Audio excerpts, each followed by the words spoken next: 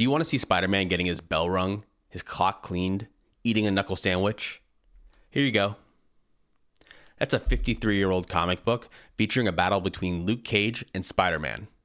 Let's take a look. Okay, what I have here is The Amazing Spider-Man number 123 from 1973. That puts this in the Bronze Age of comics. The writer was Jerry Conway, and the artist was one of my favorite of all time and the best Spider-Man artist of all time, John Romita Sr. He did this awesome cover of Luke Cage and Spider-Man kind of going at it here. This book can go for about $125 in high grade, and it is a key issue. It's the funeral of Gwen Stacy.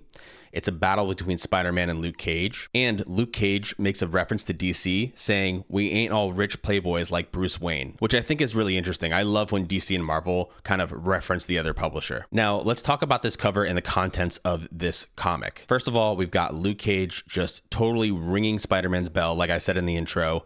This cover is so cool, especially drawn by John Romita Sr. Now, why are they fighting? Long story short, basically J. Jonah Jameson and basically everyone else at the time, because of events that had just transpired, believed Spider-Man to be the person who unalived Norman Osborn. So since Luke Cage is doing his classic heroes for hire thing, J. Jonah Jameson goes to him and pays him to take out Spider-Man. Now, I want to know in the comments, who do you think would win this fight?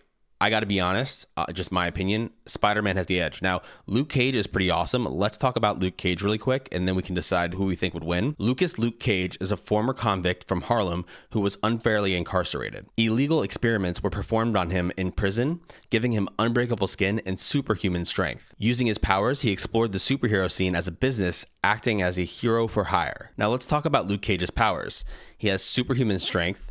Initially, he could lift 5 tons, but after training, he was able to lift up to 25 tons, and I think it's, only increased from there, which is insane, by the way. He has superhuman stamina, nigh invulnerability, because of his skin that's as hard as titanium steel, and his muscles and bone tissues are super dense, granting him much greater resistance to physical injury. And then, of course, on top of that, he has an accelerated healing factor. So all those things together make Luke Cage extremely formidable, and I do think he stands a chance against Spider-Man. I mean, their strength is I think in a similar range. Now, Spider-Man has better agility. He's got his Spidey sense, which I think is a big factor that people often forget to factor in. And yeah, I think this is just a really interesting matchup that I'm interested to see the consensus on in the comments. So altogether, this is a really cool book, really awesome cover by John Romita Sr. and great writing by Jerry Conway. A battle between two heroes. The funeral of Gwen Stacy is also in this book, which is definitely a significant thing as well. Luke Cage is a really awesome hero, so I love seeing him featured prominently on the Spider-Man cover. So for those reasons, I'm just super happy to have this awesome 52-year-old Spider-Man book in my collection.